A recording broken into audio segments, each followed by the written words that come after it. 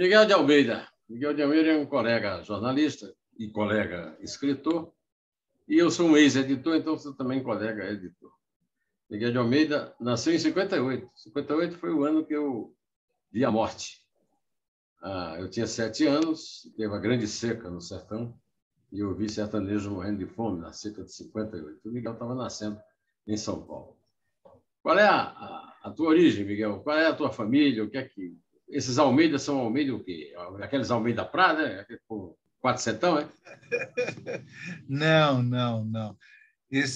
Na verdade, seria Almeida, porque meu pai era bisneto de espanhóis que vieram para a América do Sul e foram ali para Corrientes, e depois migraram, né, passaram para Mato Grosso, onde que é meu pai. Meu pai é de Mato Grosso. Meu pai nasceu numa cidade chamada Rosário Oeste, uma cidade a uns 100 e poucos quilômetros de Cuiabá.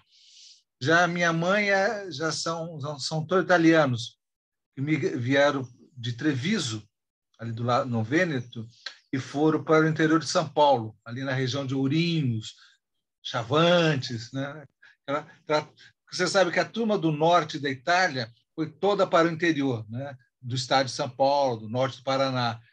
Quem ficou na capital em São Paulo foi a turma do sul da Itália, né? Então a prevalência na capital é da turma do sul da Itália. E já os nortes, né, pessoal, Treviso, aquela região do Vêneto, foi toda para o interior. Então essa é a origem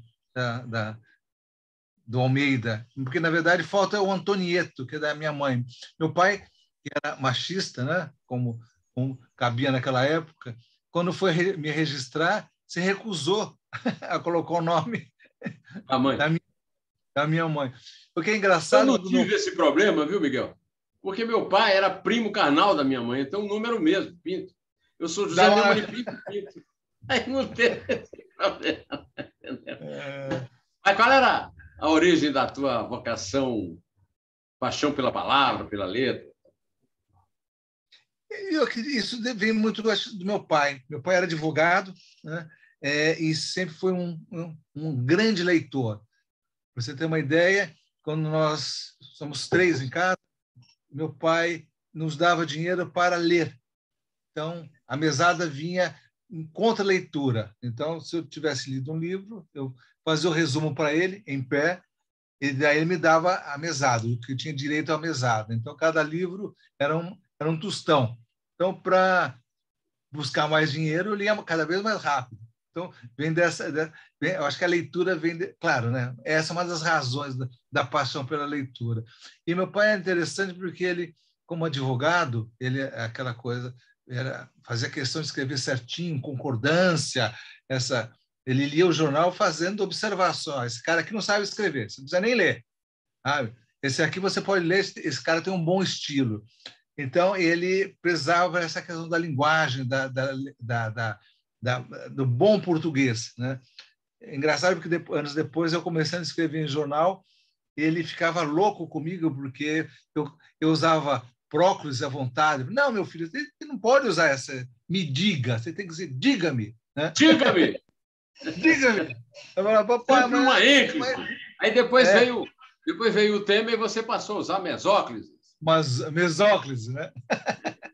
Quer dizer, era desse tipo. E ele gostava de literatura portuguesa. Então, eu fui ler muito Alexandre Herculano, o Bobo, por exemplo, por causa do meu pai, que tinha na biblioteca de casa, tinha esses livros e falava, ó, daqui é um cara bom. Camilo Castelo Branco. Você sabe que essa questão de literatura, ler antes de mandarem, né? No caso, em casa, uma vez eu estava numa aula, no primeiro ano do colégio, que era o antigo colégio, e a professora começou a falar sobre Flaubert. E ela começou a falar, eu falei, eu já li, professora. Como você leu? Ela estava falando da Madame Bovary. Ela falou, não. Eu era o mais novo da classe. Ela falou, não, como você leu? Você tem 14, 15 anos, leu isso aqui? Eu li, professor. Ela achou que era mentira. Ela pegou e falou, então venha cá na frente e conte para os seus colegas o que era o Madame Bovary. Eu percebi que eu estava mentindo, né? Ela era uma professora de português, literatura, bem do estilo pudica, né? Que devia ter lido a Madame Bovary de calça comprida, né? Aí eu peguei, comecei a falar de Madame Bovary e caprichei nos detalhes da Ana Bovary. Até que ela falou assim: moleque, tá bom, moleque, tá bom, moleque, vai, já tá.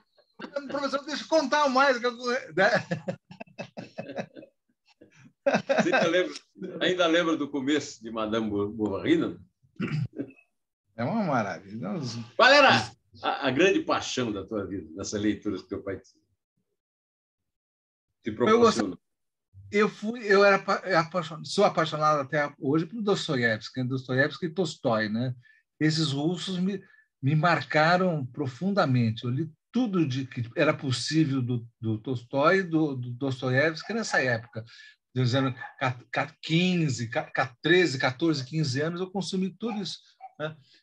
É um momento que eu fico triste, né? Desculpa a tristeza, né? Através da literatura, desse encontro, né? desse mundo, vamos dizer, interior, né? Que a literatura te possibilita. A minha entrada na literatura fundamental é por isso. Tinha havido antes Não, você entrou só pelo melhor. Você chegou no topo da montanha e começou a descer, né, cara? Acho que é o máximo. Mas isso é engraçado, porque é indicação, né, assim, a possibilidade de você ler com pessoas que te indicam livros, né? Eu tinha um pai que tinha por sorte, tinha esse gosto pela boa literatura, né? E me indicava coisas e comentava comigo essas coisas. Claro, tinha muitas coisas que eu trazia de fora, da rua, de amigos, etc. E ele mas tem uma coisa interessante, que meu pai era muito, foi ficando um papa-hóstia no final, mas ele era ao final, da meia idade para frente. Então tinha alguns livros que ele falava que eu não podia ler porque tinha sexo. Coisa... A carne de Júlio Ribeiro. Nossa Senhora, essas coisas todas. Não, mas eu não posso. A torneira. Daí eu falava assim, eu me lembro que eu li o Curtiço, do Aloysio Azevedo, e tinha aquelas trepações todas, né? Ele descreve maravilhosamente, por exemplo, o menino transando com a moça de pé, né? E depois fica com as pernas tremendo. Daí o garoto perguntava, mal conhecia a mulher, ele perguntava: papai, mas por que o cara fica com a perna tremendo? É para você, moleque. Muito gostoso. Cena de sexo que eu não esqueço é do Guarupi, o padre Nando com a alemã Frederica, né? E eu queria dividir um pouco contigo a minha inveja. Eu tenho um amigo, o cara que me apresentou a Isabel, chama-se Aster Basílio, filho de um poeta popular, e ele está há 3 anos na Rússia. Ele fez um mestrado em Moscou, e ele agora, depois de 3 anos, ele está entendendo a paixão do russo pela literatura, porque ele conseguiu ler Dostoiévski em russo. Aí é para matar a gente de inveja, né, seu Miguel? Você sabe assim, que uma vez, uns anos atrás, eu fiquei assessorando um cientista russo aqui no Brasil. E eu me lembro, ele tinha trazido para o Brasil uma exposição baseada no Langsdorff, né, o naturalista russo. E eu fiquei assessorando ele e andamos Brasília, Rio e São Paulo, algo assim. Daí acabamos se aproximando, né? Ficamos juntos umas 2 semanas juntos. E ele conversando sobre literatura, lá para as tantas, eu falava, obviamente, sobre literatura russa com ele, tudo. E ele, um dia ele falou assim: vem cá, Miguel, os russos não conhecem tanto os autores russos como você, né? E eu falei: não diga. Ele falou: não conhece. Eu falei: olha, eu vou te contar uma coisa. É engraçado, porque a minha geração, particularmente, nós todos lemos todos esses russos, Mayakovsky, Zesenin, os prosadores, Tolstói, Gorky, tudo. Ele falou: isso na Rússia não é comum. você me fala de livros que eu sequer li. Eu sou um cientista, sou um leitor, tudo. Né? É engraçado essa paixão do brasileiro pela literatura russa, né? Mas na minha geração, na nossa, né, era muito, havia uma afeição muito grande pelos russos, né? Mayakovsky, então, sabe, Lili Brick, por exemplo, a paixão dele pela poeta, tudo, quer dizer, pela musa dele, quer dizer, tudo isso a gente sabia, né? A gente lia, né? Consumia, né? Não sei se é isso. Hoje eu vejo meus filhos mais novos. Eu tenho um filho que está com 18 anos e ele leu o ano, agora na pandemia, nesses 2 anos de pandemia, eu dei para ele os russos. Ele leu lá Os Irmãos Karamazov, O Idiota e O Crime e Castigo. Ficou apaixonado, né? Por sorte, fui eu que dei para ele. Agora tem umas traduções novas, maravilhosas, né? Que vem Do direto russo. Porque no nosso tempo não era do russo. Era do francês, né? É. Vinha do francês, né? Mas é uma coisa, quer dizer, essas paixões assim que acontece. Por que a gente gosta tanto dos russos, né? Quer dizer, gosta tanto porque são ótimos, mas agora como que nós lemos tanto os russos, né? Isso é genial, né? O Astier me contou o seguinte: o Astier foi para a Rússia por minha causa, ele tem essa glória, porque eu li os poetas russos modernos e fui amigo, que você também foi, do Boris Schneider, da Jerusa, né? E tinha uma Exato. tradução do Ossip Mandelstam, um poema sobre Petersburgo, que o Astier ficou apaixonado pelo Ossip Mandelstam, e ele foi para a Rússia, e lá na Rússia, ele, enquanto fazia o doutorado, ele traduzia Mandelstam. E ele me disse que Mandelstam superou e muito o Mayakovsky. O meu primeiro filho chama-se Vladimir por causa do Mayakovsky. Hoje seria Ossip, que é José, que é o meu nome, Ossip Mandelstam. Ele publicou, inclusive, naquele Estado da Arte, no Estadão, um ensaio maravilhoso sobre a tradução dele do epigrama de Stalin, do Mandelstam. Né? E aí ele me disse da paixão, né, do russo pelo Pushkin, né? E agora, atualmente, pelo Joseph Brodsky. Mas você, quando é que você... Eu tenho uma história engraçada de contar sobre dos russos. Acho que era, sei lá, em que ano, 88, uma coisa assim, o Sarney, que era presidente, iria visitar o Mikhail Gorbachev. E daí, uma coisa cruzada, me pediram uma ideia.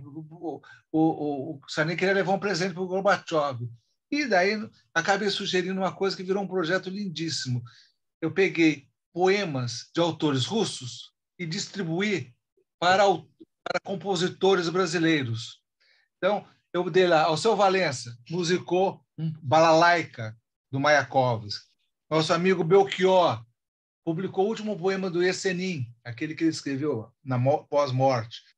Renato Teixeira, Klebenikov, Jades Macalé, etc. Quer dizer, e daí,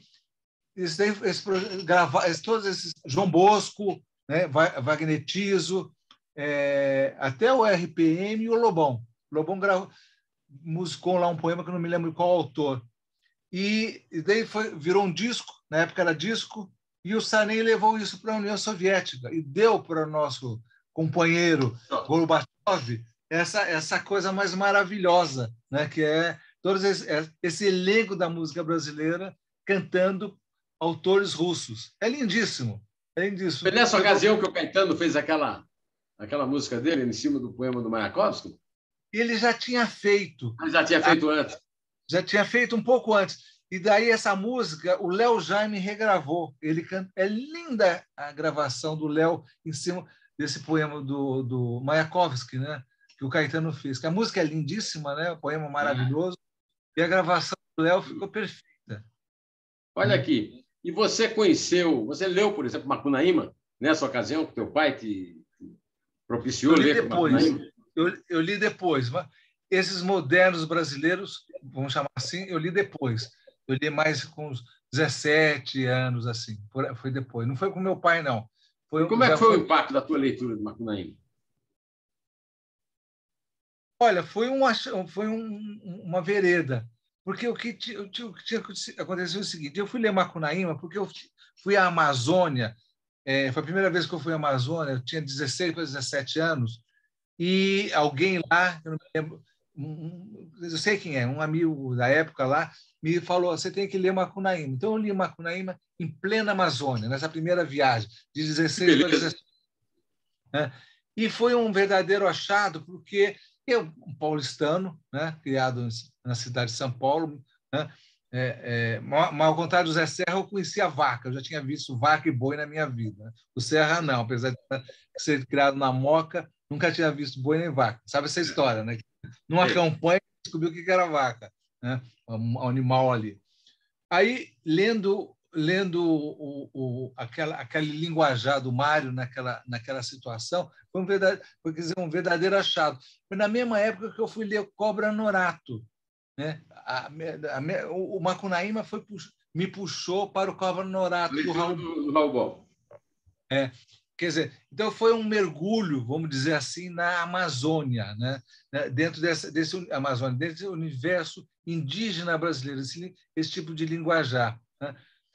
Foi ainda mais esse tipo de aquelas alegorias que o Mário traz na linguagem dele e naquele universo, vamos dizer, universo musical dele. O Macunaíma é uma espécie de uma parábola musical, né? Na verdade, uma construção musical, né? O Macunaíma, né? Tudo era música no Mário, né? A poesia era música no Mário, o romance era música no Mário. Na origem de tudo estava a música. Mas me ocorreu agora te perguntar se nos livros do teu pai você não leu os indigenistas, você não leu Gonçalves Dias, você não leu Zé de Alencar, Iracema?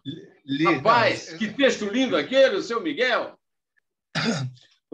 Essa turma eu li, Zé de Alencar eu li bastante, e debaixo da coberta, escondido do meu pai, eu li Reencarnação, não Encarnação, porque meu pai não acreditava meu pai era católico, imagina aquela coisa de reencarnação. Não sei se é encarnação ou reencarnação, aquele poema, aquele livro do Zé de Alencar, mas li, obviamente, boa parte do Zé de Alencar. Meu pai gostava muito dele, porque achava, era advogado, né, com toda aquela turma lá, e era um cara muito articulado, meu pai achava que ele era um cara moderno dentro daquele universo da literatura e do império ali, né, do Império, né? O meu livro favorito era As Minas de Prata. O meu Alencar favorito era um livro de aventura. 2 volumes, Minas de Prata. Mas eu gostava do Guarani também. Guarani, né? Mas, sobretudo, Iracema. Né? Iracema é um poema, né, Miguel? Eu gosto de Iracema. O que eu mais gosto dele é Iracema. Eu acho mais... tem um construção poética, né, do Alencar. Tem um romantismo ali que é gostoso, né, que sobrevive, né, que não é um romantismo, vamos dizer, que exala mel, que derrete, não. Né? Ainda mais para você ler isso quando garoto, né? E tem uma sugestão de sensualidade ali que a gente gostava, né? Eu acho que tem nos oriça, né? Os hormônios favoreciam a leitura, né? Mas voltando ao Mário, você, no fim, se transformou num especialista em Mário. Né? Você dirigiu aquela... Eu me lembro de eu ter dado uma aula lá na casa do Mário de Andrade, na rua Lopes de Andrade, né? Lopes Chaves. Foi você que organizou aqueles cursos, né? Foi. Mas é engraçado. A biblioteca do Mário, porque eu fui dirigir lá, que chamava-se Casa Mário de Andrade, Museu de Literatura, teve vários nomes. Era a Casa do Mário, ali na Lopes Chaves. E daí eu montei... foi no ano anterior, isso foi em 94, 95. No ano anterior tinha sido o centenário do Mário de Andrade, nascimento do Mário. O Ricardo Otaque, que era secretário de Cultura, me chamou para dirigir vamos dizer, os centenários, as festividades do centenário do Mário. Foi quando nós montamos a peça dele, O Café, que nunca tinha sido montada, e daí foi, lá no elenco estava lá Raul Cortez, Guarnieri, Rodrigo Thiago, Renato Borges, Esther Góes. Daí a minha querida Ana Maria Kiff, nós fizemos um projeto chamado Mel Nacional, onde ela gravou as canções do Mário com diversos parceiros.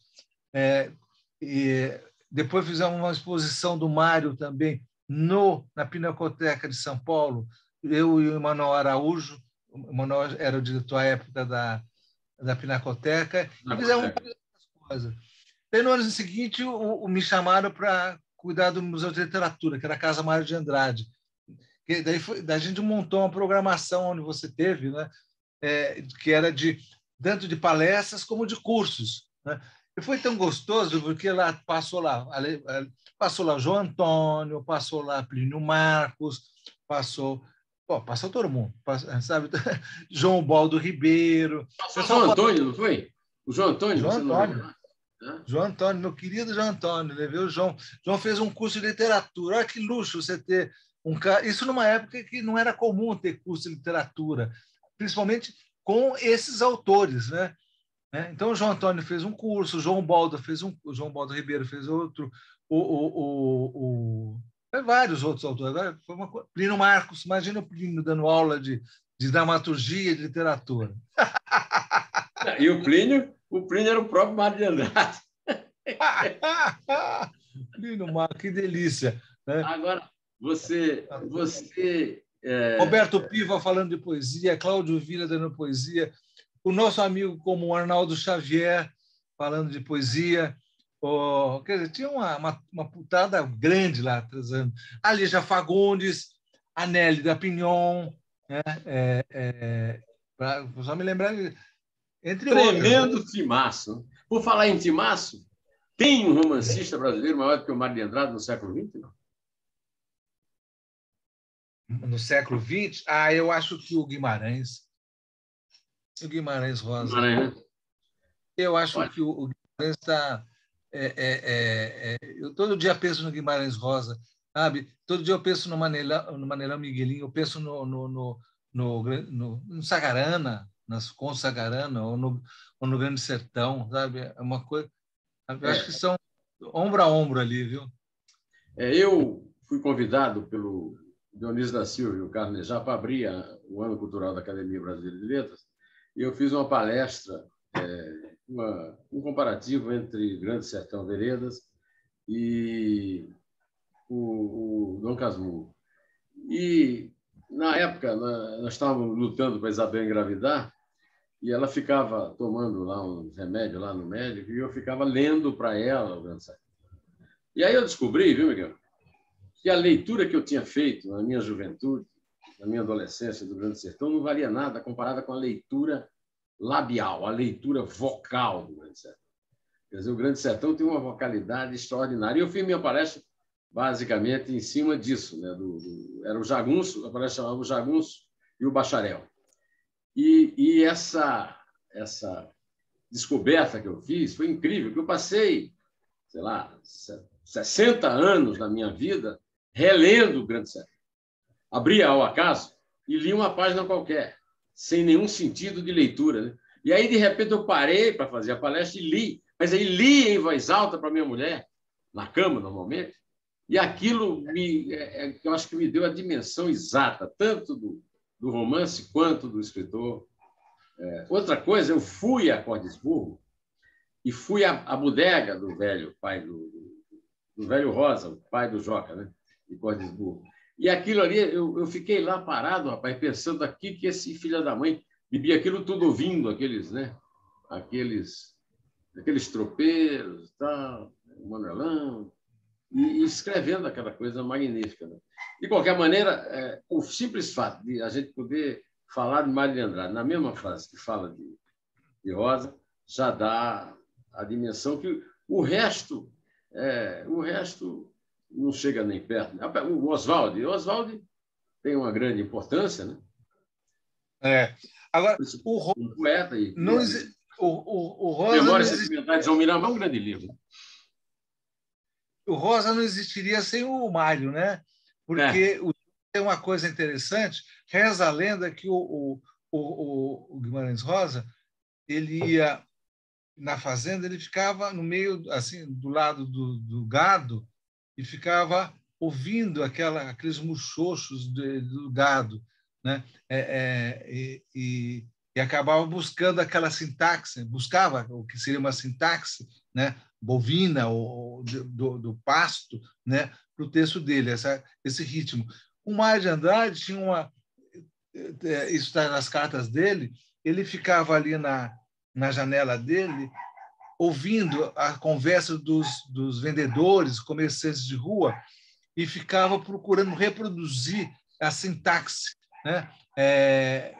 Aquela maneira que eles falavam, no ritmo que falavam, inclusive com os erros, né, que vinha daquela fala. Ele fala, nas diversas cartas dele, ele fala que ele buscava reproduzir isso para criar uma linguagem que se aproximasse, né? Não reproduzisse, mas se aproximasse daquele ritmo, né? Claro que recriado. Né? Então, você vê o tipo de preocupação dessa literatura, né? de você ouvir, né? E trazer um ritmo. Né? A voz do povo e o ritmo do povo. Porque a grande questão na literatura, né? O Paulo vai dizer isso depois, é a melopeia, né? É o ritmo, né? Então, você veja como eles estavam à frente, no caso do Mário, por exemplo, estavam à frente preocupados com essa questão do ritmo, dessa coordenada da linguagem local, etc. Né? Eles foram, vamos dizer, na fonte, né? Do mesmo jeito que os músicos, no começo do século passado, Stravinsky, Bartók, por exemplo, pegam aqueles ritmos e remodificam. No caso do Mário, que era um músico, né, pianista, professor de piano ali, ele faz a mesma coisa, só que com a fala. Né? Quer dizer, então, há uma preocupação do ritmo, e o ritmo é tudo. Né? Você imagina, o ritmo de São Paulo, naquele 1910, 1920, 30, certamente é diferente do ritmo de São Paulo em 2020. Né? Quer dizer, então são antenações, conexões que já estava consignado. E o Rosa é uma consequência disso. Né? O Rosa radicaliza, né? Ele já vai para um outro sentido, mas a partir do ritmo. Né? A partir do ritmo, ele vai ao fundo da palavra. Né? Me lembrei agora daquele poema. Né? Como é que é? Na Rua Aurora eu nasci, na aurora da minha infância, vivi pobre, fiquei nu. Na Rua Lopes Chaves me criei. Como é que é? Mamãe, mamãe, me dá essa lua. Tem mais ritmo do que isso, cara? Quem foi Lopes Chaves, né? Quem é que foi Lopes Chaves? Mamãe, mamãe, me dá essa lua. Aí fala alguma coisa do nome de rua, que agora eu não me lembro. A memória do velho está ficando ruim aqui, viu? Não, o Mário tem como poeta, é engraçado, o pessoal fala muito de Macunaíma, mas ele é um belíssimo poeta, tem umas coisas lindíssimas, sabe? Aquele poema que ele escreve depois de visitar Alfonso de Guimarães, sabe? Meditação, não me lembro o nome do poema, que ele vai visitar o poeta e depois se impressiona com o poeta, tudo. Meditação sobre do Rio Tietê, a questão do Rio Tietê, mas de outro lado, ele preocupado com a Pauliceia desvairada, a questão dos ritmos do começo quer dizer, começo não, já da industrialização paulista, que era aquelas máquinas, tudo, quer dizer, tem toda uma percepção dele poética que é fabulosa. Sabe? Tem coisas lindíssimas. Não é toda obra, claro, mas tem coisas assim de altíssimos píncaros. E o pessoal não se fala muito, se fala mais só do Macunaíma. Né? Quando, por exemplo, um livro como Amar, Verbo Intransitivo, que é um livro um pouquinho mais quadrado, é de uma beleza de sensualidade e de identificação da descoberta do sexo, da descoberta da possibilidade de sexo, né, de um garoto, é perfeito. Né? E são livros que não se fala muito, né? Vai se falando mais de Macunaíma. Fala-se só de Macunaíma, mas a poesia do Mário, né? A poesia do Mário é um negócio grandioso, espetacular, né? O Mário é um grande poeta. E o Oswaldo? Nós estamos falando aqui nos 100 anos da Semana de Arte Moderna no Teatro Municipal, e aí as figuras principais são o Oswaldo e o Mário. Né? Você acha que o Oswaldo também pode entrar nesse cenáculo aí? Ou não? Sem dúvida. Eu acho que, por exemplo, Serafim, Memória, João Miramar, Memória Sentimental de João Miramar. e os poemas dele, boa parte dos poemas dele, tá no Pau-Brasil, tem uma invenção de linguagem que é completamente novo na literatura brasileira ali, sabe? Ele traz, vai derivar depois em vários outros movimentos posteriores, sabe? Agora o Oswald inaugura isso.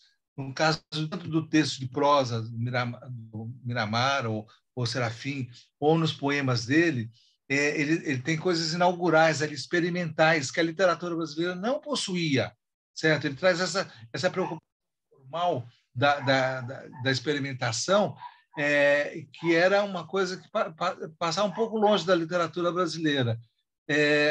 Ainda que é uma coisa, vamos dizer, aparentada com o que o Mário faz no Macunaíma, tá? Em termos de reinvenção de escrita e de linguagem. Agora, o Oswald é mais radical, né? Na coisa tanto de formato quanto de conteúdo. Porque era mais francês, era mais modernista. Era mais modernista. Ele era extremamente inventivo na questão da temática dele, porque você vê que aquela coisa daqueles poemas, telegramas dele, que são de um humor a toda a prova. Até hoje você lê e percebe a atualidade daquilo, né? Aliás, hoje você leria isso, vai ver, hoje nesses tempos caretos que a gente vive, aquilo aquilo choca os bispos da vida, né? Agora, o Oswald tem essa coisa da invenção, da possibilidade de escrita, que é inaugural, é um dos pontos inaugurais. Não começa com ele, né? Você vai ter Sousanda de antes, por exemplo, que é um cara extremamente importante, né, na invenção, na reinvenção de linguagem. Agora, só que o Oswald é uma coisa vamos dizer, mais acabada, né? Alguns momentos dele são obras-primas, né? Essa coisa do... Eu acho que Serafim um grande livro, sabe? Miramar também, né? E os poemas do... Não esqueça o teatro. O Celso ressuscitou. O teatro dele, o Rei da Vela. O Rei da Vela, sem dúvida alguma, né? Agora, os poemas do movimento Pau-Brasil são de uma atualidade perfeita até hoje, em termos de ritmo. Você pega da impressão que foi escrito agora, no Leblon, 2022, por alguém. Né? A contemporaneidade, o ritmo, a temática, a forma, né? a irreverência, né? Coisa que nós... Ou iconoclastia, né? Alguém diria, né? Agora são dois caras fenomenais, tanto Mário quanto Oswald. E eu não sou daqueles caras que acham que tem que ser um ou outro, sabe? Não, eles somavam. Eu não encampo isso. Eu acho que os dois... Eu gosto que os dois tenham existido e fico feliz dos dois existirem, sabe? Pelo menos na minha sensibilidade, certo? Acho importante. Um complementa o outro, né? Aquela coisa que... Né? Tanto algumas línguas ferinas dizem que Macunaíma é o melhor Oswald, né? A experimentação que o Oswald falava se deu melhor no Macunaíma, né? A coisa mais acabada. Eu só fico pensando o que poderia ter vindo se o Mário tivesse... O Mário morreu muito cedo. Se ele tivesse vivido mais. Morreu muito cedo, né? O negócio do Mário, que é fascinante, é a capacidade de interesse dele, né? Porque você passa pela música, passa pela cultura popular, né? Passa pelo patrimônio histórico, né? Passa pela literatura de invenção, né?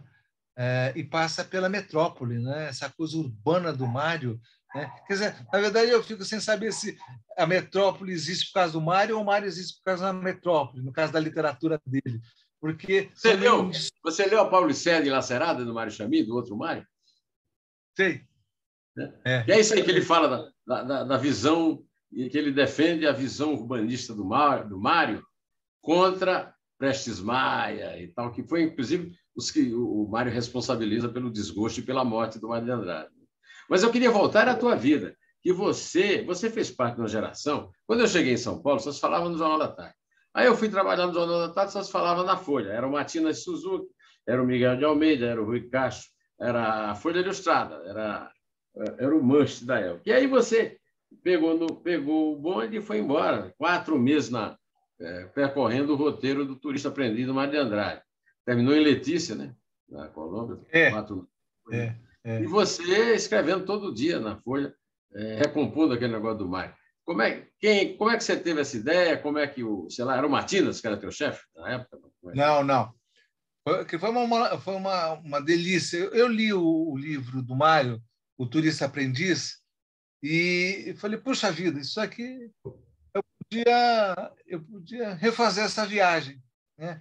Podia refazer essa viagem. Eu propus ao diretor ao diretor da Folha, o Odon Pereira, que era o secretário de redação, junto com Boris Casoy, que era o diretor, né? E eles levaram essa ideia ao São Frias, velho Frias, né?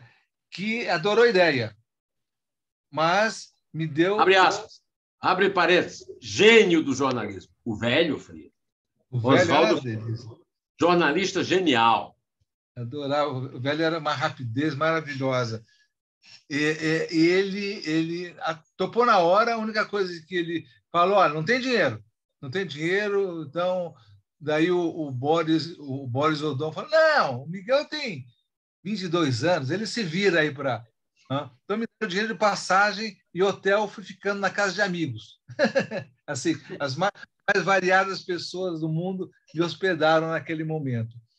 E eu refiz o roteiro do Mário, todos os lugares que o Mário passou, e tratei de acrescentar alguns outros, porque algumas, inclusive, que, por exemplo, Brasília, quando o Mário viajou, não existia Brasília. A viagem do Mário é de 29. E fui reencontrando todos os personagens que o Mário ainda estavam vivos, da época do Mário. Por exemplo, tive com o Câmara Cascudo, entrevistei o Mário, ou Câmara Cascudo, fiquei entrevistando o Tudo Câmara. que nem uma porta. Então, genial. Não ouvi, Genial! Gênio do Brasil. Tudo. Ele ficava numa cadeira de balanço, né, ali de pijama, um pijama, e pedia para mim escrever. Não ouvia, então pedia, escrevia. Ele falava assim: pô, mas isso é uma letra de merda. Não está entendendo. Não te ouço, eu não consigo entender o que você está escrevendo. Conheci o Chico Antônio, que era o cantador de coco que o Mário tinha se fascinado, que pegou lá fez toda a anotação de pentagramas de coco que o Chico cantava. Quer dizer, tive com Pedro Nava, né, que era amigo do Mário. Deixa eu ver, quase todo mundo que estava vivo ainda da época do Mário eu reencontrei. Do Câmara Cascudo, tão genial, Zezinho, porque ele morava em Natal. Daí, quando eu cheguei à casa dele, eu tinha ligado antes, tinha falado com a filha dele, e eu queria estar com Cascudos aqui. Ela falou: não, pode vir. Então, quando eu entrei na casa dele, da sala, ele deu um grito: eu estava esperando o senhor. Por que ele falou isso? Porque ele estava acompanhando as crônicas na Folha e sabia que eu ia chegar na casa dele. Você ia chegar lá. Eu estava esperando o senhor. Né? Lindo, lindo. Quer dizer, daí eu viajei todos esses... Foram 5 meses de viagem, todo o Nordeste, todo o sertão brasileiro, das capitais eu corria para o sertão, depois a Amazônia, 2 meses e meio na Amazônia, até Letícia, né? Na Colômbia. Daí eu voltei ainda pelo Centro-Oeste, passei pelo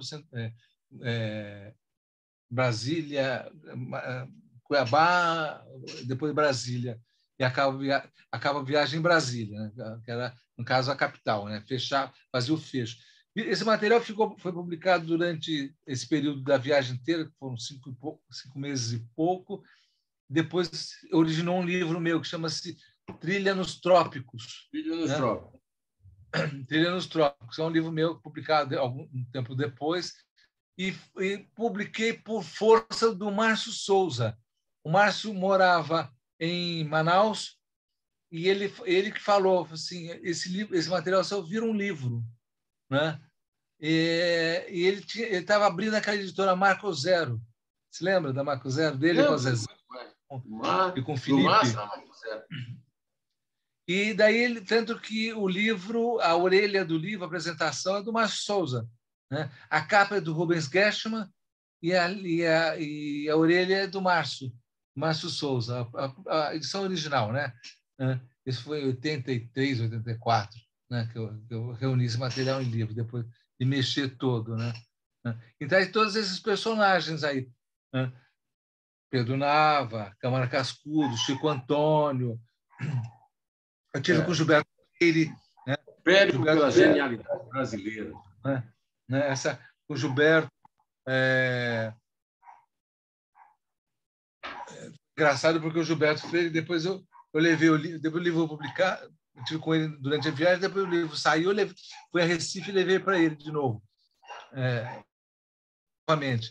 E ele fez uma brincadeira assim: Miguel, esse livro são essas crônicas todas, mas elas estão meio pudicas, né? Usou uma expressão dessa, né? O que aconteceu, né? Daí eu falei: ô, Gilberto, acontece que eu tenho uma namorada ciumenta, então eu não posso avançar muito. Eu tenho que ser discreto. E esse turista aprendiz faz parte da tradição da Semana de Arte Moderna.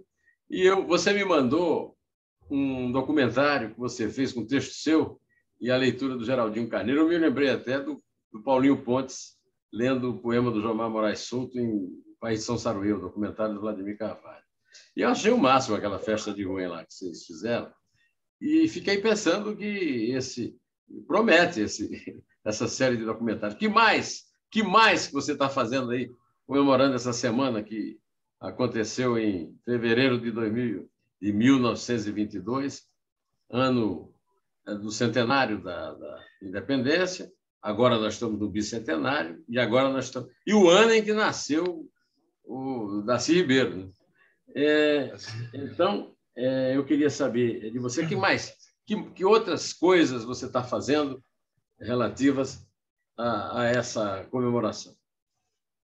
Então, são 30 mini documentários, mini docs, que a gente chama, mini porque tem a duração de 2 minutos e meio, com temas sobre em torno da Semana de 22, Semana de Arte Moderna. Começa exatamente em 1550, a nossa semana, né? São mini-docs feitos para a TV Cultura, estão sendo exibidos, a produção e exibição na TV Cultura. Eles são interprogramas, passam entre os programas, esses 2 minutos, esses mini-docs. E estreou agora semana retrasada, e está passando entre os programas. O primeiro foi exatamente a nossa semana, né? Começa com 1505, quando os índios Tupinambá, levados pelos franceses, vão para Rouen e fazem, durante um mês e meio, revivem os seus usos, suas guerras, sua vida, suas caças para os reis de França, né? Sendo a rainha da época francesa, Catarina de Médicis, né? Que é a rainha que introduz o talher na França, né? Até então, os franceses comiam na mão, né? Vamos dizer, literalmente. Tá? Catarina de Médicis que introduz. E eles ficam lá durante um mês, ali na beira do rio, revivendo as suas guerras, os seus momentos de caça, de confraternização, né? As suas festas, junto com uma outra parte, o elenco agregado de marinheiros ou corsários franceses, né? Que ficam lá. Então, isso para deleite da monarquia e da aristocracia francesa, né? O Montaigne, depois informado disso, Michel de Montaigne, vai escrever no seu livro Os Ensaios um capítulo chamado Dos Canibais. Por quê? Os índios Tupinambá eram antropófagos, né? Estão lá fazendo essa festa no meio da francesada da época, né? Essa missão 1550 pode ser considerada a primeira missão comercial e cultural do Brasil, né? Os Tupinambá vão à França levar a cultura brasileira, né? E o que é interessante, assim, é que não se tem notícia que eles tenham voltado ao Brasil. Então, esses 50 Tupinambás podem ter descendentes lá até hoje. Então, não é de surpreender se o Macron tiver um pé na tribo Tupinambá. Né? Eu, olhando pelo nariz dele, eu acho que pode ser. Pode até ser. Mas, Miguel, pelo sotaque que dele, mais o acento dele. Além Aí, desses docs, o que é que você está fazendo mais?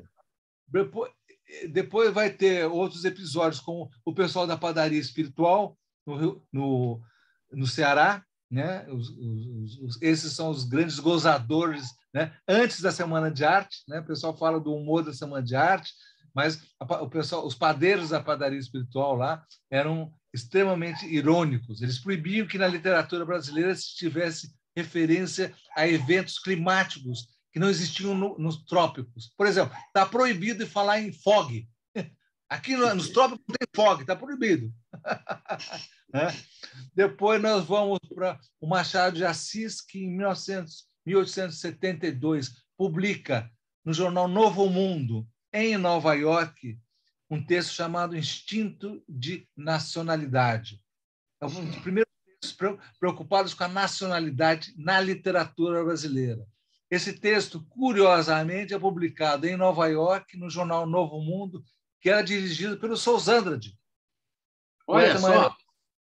O poeta maranhense Sousandrade morava em Nova York, dirigia esse jornal e já era o grande... Já estava portuguesa, o Wall Street, tudo, Inferno em Wall Street, e o Machado escreve esse texto avaliando o que era instinto de nacionalidade, em 1872.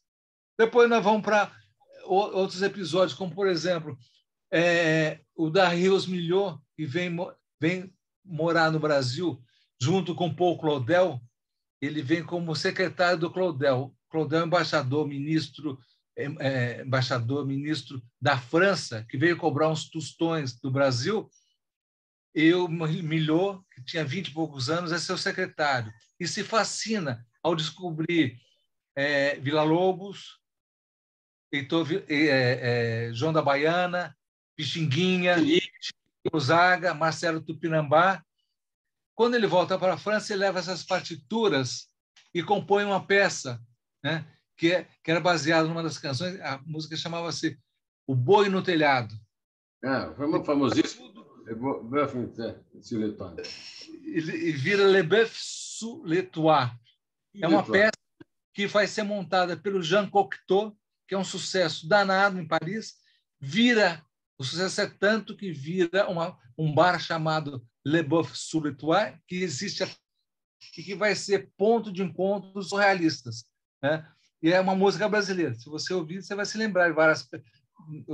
tanto a música do Zé Boiadeiro, que é o Boi no Telhado, quanto músicas da Chiquinha Gonzaga ou do Marcelo Tupinambá. Quer dizer, então, é uma outra relação.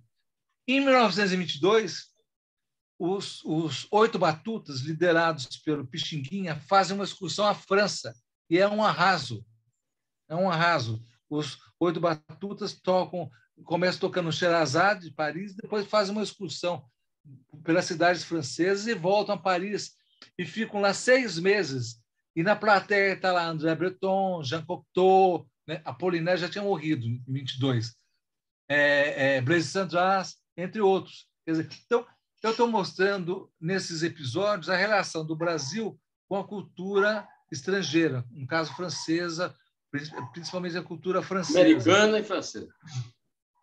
E todos esses episódios, existem vários outros. Por exemplo, você tem Câmara Cascudo, que é um cara importante. Você vai ter Ascenso Ferreira, que é um poeta que não participa da semana, mas é fundamental para o modernismo da Semana de Arte Moderna, por conta da rítmica da poesia nordestina que ele traz para a poesia brasileira. Né? Hora de comer é comer. Hora de dormir é dormir. Hora de trabalhar, perna para o ar, que ninguém é de ferro. Exatamente. E o Mário é fascinado pelo Ascenso Ferreira, fascinado, né? Uma das viagens que o Mário faz ao Nordeste é para conhecer o Ascenso. E todos os episódios são narrados por amigos contemporâneos nossos hoje. Por exemplo, Os Índios do Tupinambá, a narração do Geraldo Carneiro. Ascenso Ferreira é o Antônio Nóbrega. O Marcelo Tupinambá é o Renato Teixeira. O Darrius Milhô e o Zé Boiadeiro é o Arrigo Barnabé. Os modernistas usam muito a imprensa para fazer falar mal do outro, que é a técnica dos futuristas italianos. Quem faz isso é o nosso Antônio Torres, que lê. Quer dizer, então, eu peguei contemporâneos nossos, os vilões da semana, por exemplo. Os modernistas pegam lá para Cristo o Olavo Bilac, o Carlos Gomes, o Coelho Neto. Quem faz a narração desse episódio é o Inácio Loyola Brandão, né? Os bacanas da época, já que a semana é bancada pela elite de São Paulo, né? Pela Paulo Prado, René Thiollier, pela Olivia Guedes Penteado. Quem faz a narração desse episódio é a Maria Adelaide Amaral, né? Ou seja, cada episódio é lido, tem uma narração de contemporâneos nossos. Por que isso? Porque a minha ideia é fazer uma cápsula do tempo, ou seja, personagens contemporâneos hoje importantes na cultura brasileira, narrando episódios que ocorreram há 100 anos, né? Quer dizer, uma cápsula do tempo, né? Essa turma de hoje falando de Oswaldo, de Mário, do Câmara Cascudo, do Ascenso, né? Do Tupinambá, né? Então, são 30 mini docs que foram produzidos, né? Eu escrevi e dirigi para a TV Cultura. Então, exibição constante. Começaram 2 semanas atrás e vão até abril, que é o descobrimento do Brasil, né? Então, esse é o universo de temas assim, né? Temas e personagens. Não quis fazer uma abordagem papai e mamãe, eu quis fazer uma abordagem que fosse circular, tanto que a gente começa com os índios Tupinambá, vai para a padaria espiritual dos padeiros do Ceará, vai para o Machado de Assis, em 1872, falando sobre o primeiro artigo preocupado com a nacionalidade brasileira, né, que é publicado em Nova York. Então, quer dizer, tem vários. O único personagem que a gente pega frontalmente, vamos dizer, é exatamente a Anita Malfatti e o Di Cavalcanti.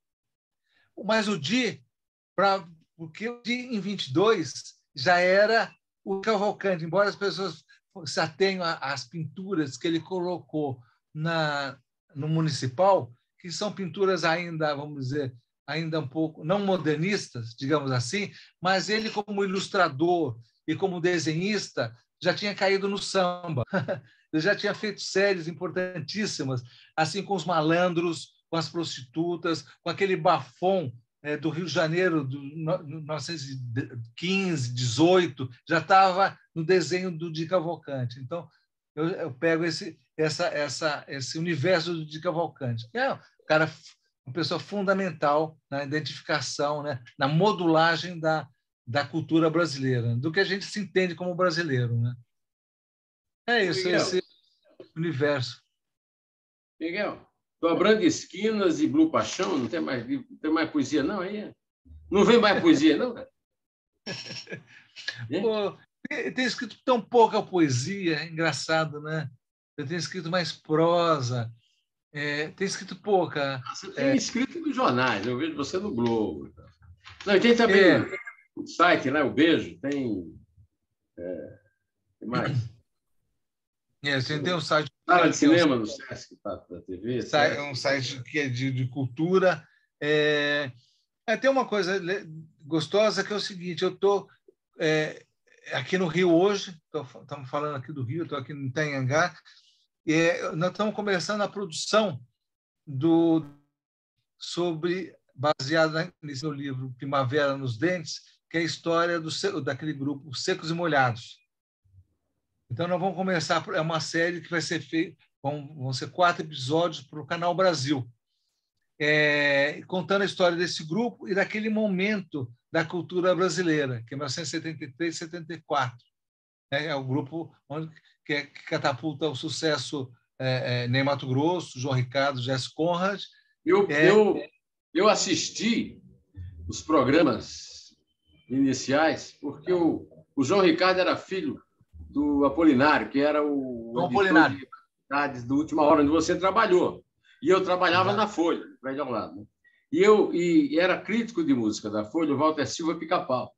E o Walter Silva Pica-Pau é muito amigo do Lemos, que era meu chefe, meu pai, lá no jornalístico. Né? Ele produziu um programa chamado Misturação, que foi o primeiro programa de TV, na TV Record, no Teatro da Record, na Augusta, o primeiro programa dirigido pelo Tutinha. E o técnico de som, se eu não me engano, era o Zuz, Homem de Melo. Ali eu vi Raul Seixas cantando Ouro de Tolo pela primeira vez.